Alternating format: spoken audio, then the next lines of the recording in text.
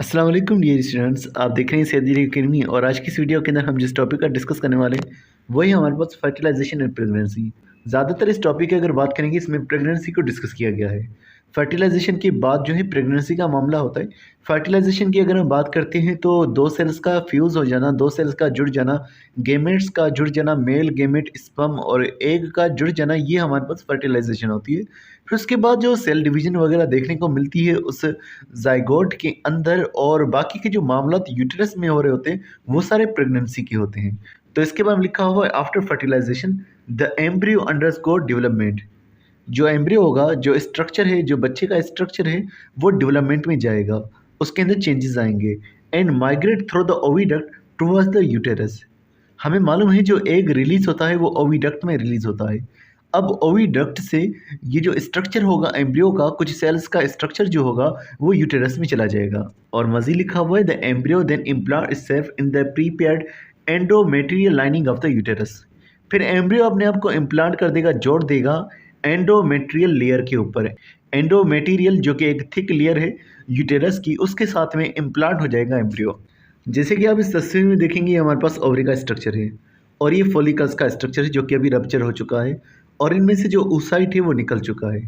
अब oocyte की तरफ अगर आप देखेंगे ध्यान से तो आपको कुछ सेल्स नज़र आ रहे हैं और कुछ सेल्स में से एक सेल जो है इस oocyte के अंदर दाखिल हो चुका है, यानी कि फर्टिलाइजेशन हो चुकी है।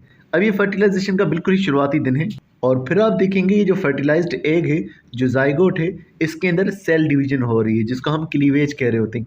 क्लीवेज जो है वो बहुत तेज़ी से होने वाली सेल डिवीजन होती है।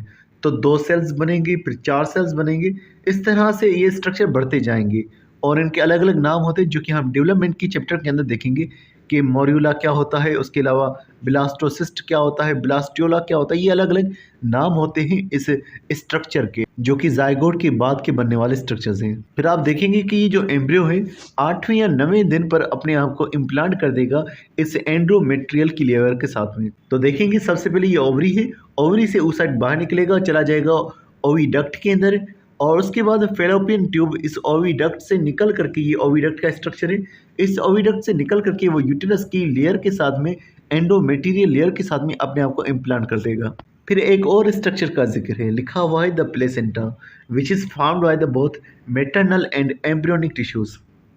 ये जो प्लेसेंटा का स्ट्रक्चर है उसे दो चीज़ें बना रही है। एक तो खुद एम्ब्रियो का स्ट्रक्चर इसे बना रहा होता है और दूसरा मेटरनल यानी कि मदर का जो टिश्यूज़ है वो इस प्लेसेंटा को बनाते हैं।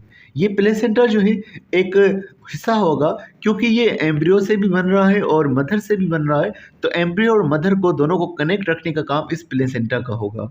इसके बारे में लिखा हुआ है serves as a discoid organ, disc के जैसा ऑर्गन होता है and facilitate the exchange of gases and nutrients between the foetal and maternal circulations. और फीटल यानी कि फीटस यानी कि जो बच्चा है और जो मेटरनल यानी मदर है, उन दोनों के दरमियान में गैसेस को, न्यूट्रिएंट्स को अदला बदली करने में, दाखिल करने में ये काम कर रहा होगा प्लेसेंटा। अगर आप यहाँ पर देखेंगे तो ये एक हमारे पास प्लेसेंटा का स्ट्रक्चर है। फिर इसमें से जो वाइट चीज़ ये बाहर निकल रही है, ये एक और ट्यूब होती है जिसे अम्बिलिकल कॉर्ड कहा जाता है, जो बच्चे के साथ अटैच होती है। इस तस्वीर में दोबारा से आप प्लेसेंटा को देख सकते हैं और अम्बिलिकल कॉर्ड को भी देख सकते हैं जो कि बच्चे के साथ में अटैच हुई पड़ी है। और यहाँ पर भी नाम और पोजीशन दोनों आपको नज़र आ रहे हैं कि यूटेरस के साथ जो है ये प्लेसेंटा अटैच हुआ पड़ा है और उसके अलावा इसमें से अम्बिलिकल कॉर्ड जो है वो बच्चे के साथ में भी कनेक्ट हुआ पड़ा है। और इस बच्चे के लिए जो लफ्ज़ यूज़ हो रहा है वो फीटस यूज़ हो रहा है। फीटस एम्ब्रियो के बाद की स्टेज को कहा जाता है। मज़ीद यहाँ पर लिखा हुआ है initially the corpus luteum, a temporary structure formed in the ovary after ovulation, is sustained by human chorionic gonadotropin hormone produced by the placenta। कि कॉर्पस ल्यूटियम का जो स्ट्रक्चर है, अगर प्रेगनेंसी नहीं होती, अगर फर्टिलाइजेशन नहीं होती तो ये ख़त्म हो जाता है और इसके हार्मोन्स फिर मज़ीद रिलीज़ नहीं होते। लेकिन ओव्यूलेशन के बाद अगर प्रेगनेंसी हो जाती है, फर्टिलाइजेशन हो जाती है, तो इसे बाकी रखा जाता है, इसे बचाया जाता है। और इसे बचाने का काम जो है एक हार्मोन करेगा जिसका नाम लिखा हुआ है ह्यूमन क्रियोनिक गोनेडोट्रोपिन हार्मोन HCG, और इसे प्रोड्यूस करता है प्लेसेंटा। इस कॉर्पस ल्यूटियम का काम प्रोजेस्टेरॉन का बनाना था। तो लिखा हुआ है later on the placenta takes over the protection of progesterone and estrogen. बाद में खुद से प्लेसेंटा इन प्रोजेस्टेरॉन और एस्ट्रोजन दोनों हार्मोन्स को प्रोड्यूस कर रहा होता है। मजीद लिखा हुआ है प्रोजेस्टेरॉन और एस्ट्रोजन के दो काम होते हैं। दो काम कौन से हैं? पहले काम के हवाले से लिखा हुआ है inhabiting the activity of entry pituitary gland. ये पिट्यूटरी ग्लैंड को स्टॉप कर देगा। पिट्यूटरी ग्लैंड को किस तरह से स्टॉप करेगा?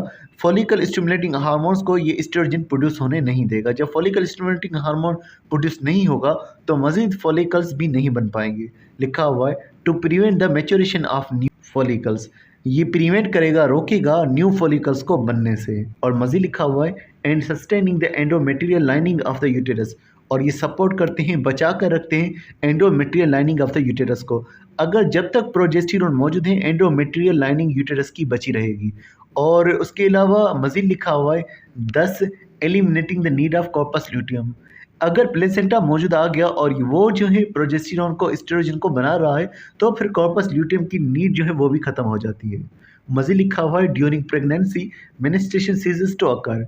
प्रेगनेंसी के बाद जो है मेनिस्ट्रेशन बंद हो जाती है। मेनिस्ट्रेशन जो कि हर बार रिपीट हो रहा था 28वें दिनों के बाद। और मेनिस्ट्रेशन जो है वो रिपीट तब हो रहा था जब प्रेगनेंसी नहीं हो रही थी, इम्प्लांटेशन नहीं हो रही थी। तो एंडोमेट्रियल लाइनिंग भी टूट रही थी, दोबारा से जो है ब्लड आना शुरू हो रहा था और फिर ये प्रोसेस दोबारा से रिपीट हो रहा था। दोबारा से अगले महीने एक और एग रिलीज हो रहा था। लेकिन ये प्रोसेस बंद हो जाएगा अगर प्रेगनेंसी हो जाएगी, क्योंकि फिर आगे चल कर के एग्स भी रिलीज नहीं होंगे और ना ही एंडोमेट्रियल लेयर टूटेगी, तो मेंसेस का प्रोसेस जो है वो भी खत्म हो जाएगा। अब हम इन्हीं हार्मोन्स के बारे में डिस्कस करते हैं, एस्ट्रोजन और प्रोजेस्टेरॉन के बारे में।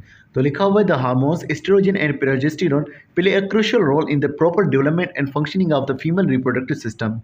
तो फीमेल रिप्रोडक्टिव सिस्टम के अंदर तो एक इनका काम है कि ये फॉलिकल्स को डेवलप कराने के अंदर हेल्पफुल हो रहे हैं। उसके अलावा ये जो है यूटेरस की लाइनिंग को बरकरार रखने के अंदर हेल्पफुल हो रहे हैं। उसके अलावा लिखा हुआ है as well as in the manifestation of the secondary sexual characteristics.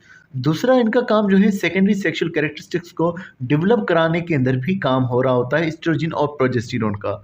Oestrogen के बारे में मज़ीद लिखा हुआ है estrogen is a vital hormone. Estrogen एक बहुत ही अहम हार्मोन होता है that plays a pivotal role, जो कि एक जो है मेन रोल प्ले करता है in the development of female reproductive organs.